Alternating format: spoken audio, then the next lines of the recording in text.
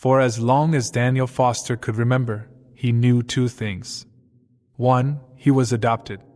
And 2, somewhere out there was a woman who gave him life, and then disappeared. Now, at 32, Daniel was one of the youngest tech millionaires in the country. He had everything: sports cars, yachts, a mansion with an ocean view, and his name on Forbes' richest under 40 list. People saw him as powerful and perfect. But inside, Daniel was empty. There was a hole in his heart that all the wealth in the world couldn't fill. His adoptive parents gave him comfort, food, and an expensive education. But they never gave him the truth. Every time he asked about his real parents, his adoptive father would shut him down. "She didn't want you. We gave you everything. Don't go digging in the past." But Daniel couldn't forget. Every time he looked in the mirror, he asked the same question. "Whose eyes do I have? Whose smile is this? Where did I really come from?" Years passed. His father died suddenly of a heart attack. As Daniel went through the old man's office to settle family matters, he found something hidden deep inside a drawer. It was an envelope, old, yellowed, and sealed. He opened it with shaking hands. Inside was a photo of a young black woman holding a newborn white baby. Her eyes were tired, her arms thin, but she smiled weakly at the camera. On the back was a name in faded ink. Amara Foster, 1992, birth mother of Daniel Foster. Alongside it was an adoption document and a typed letter.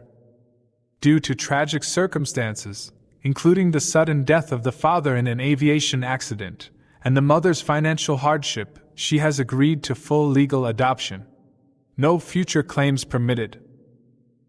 Daniel's hands trembled. She didn't leave me because she didn't want me. She lost everything. She was forced to let me go. That night, Daniel cried for hours, for the mother he never knew, for the lies he had believed, and for the pain she must have gone through. He made a promise: "I'll find her. No matter what it takes." He hired the best private investigators in the country. They searched birth records, death certificates, homeless shelters. Nothing. It was like Amara had disappeared from the earth. But fate has strange ways of answering prayers. One cool autumn day, Daniel was leaving a lunch meeting in the old part of the city. He was driving slowly, his bright orange supercar catching everyone's eye.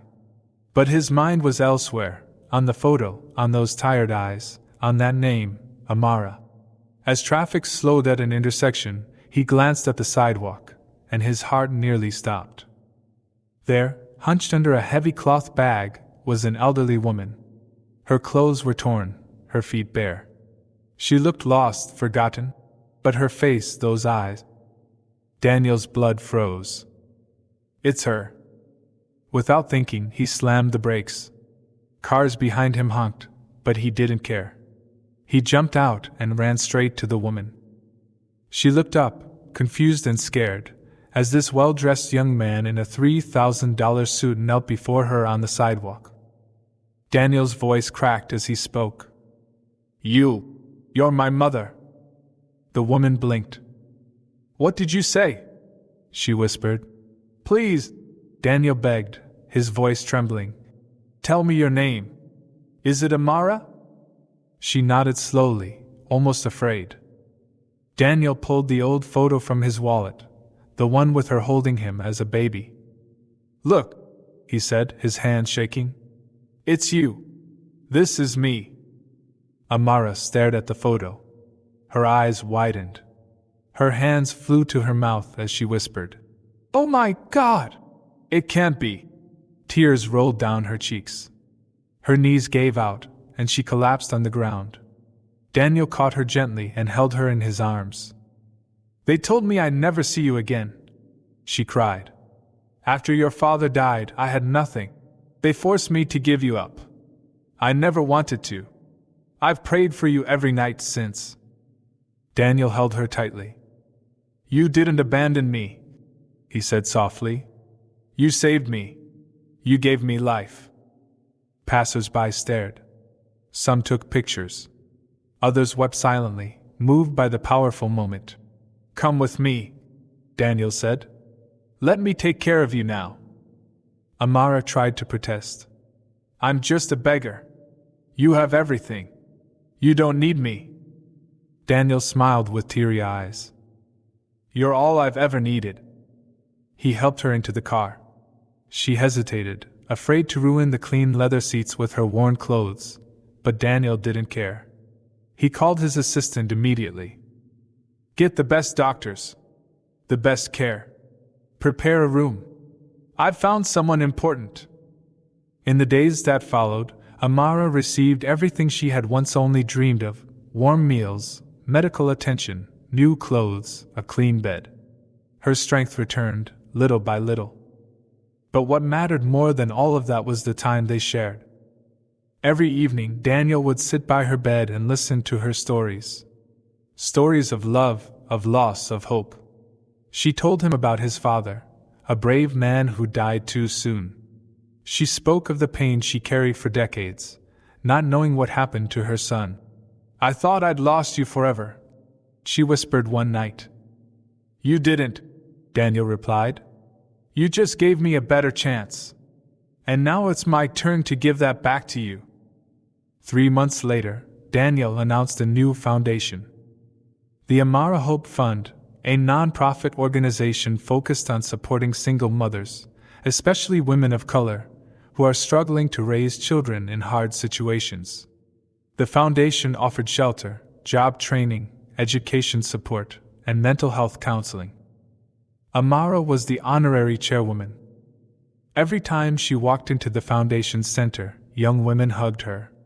They called her Mama Amara.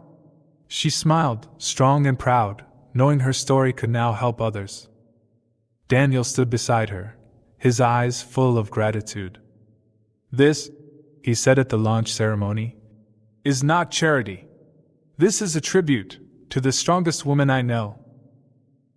And sometimes, when the sun set and the city lights came on, Amara would sit on the mansion's balcony, wrapped in a soft blanket, sipping tea, and watching Daniel talk with investors or play piano. Her eyes would fill with tears, not of pain, but of peace. She had lost everything once, and now she had gained back even more. Moral of the story: sometimes the truth hides in silence for years. But when love is real, and when hearts stay open, even the deepest pain can turn into purpose.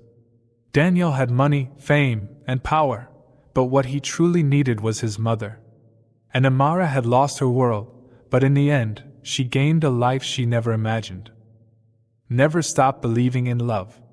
Never stop hoping for reunion. Because miracles, they happen in the most unexpected moments.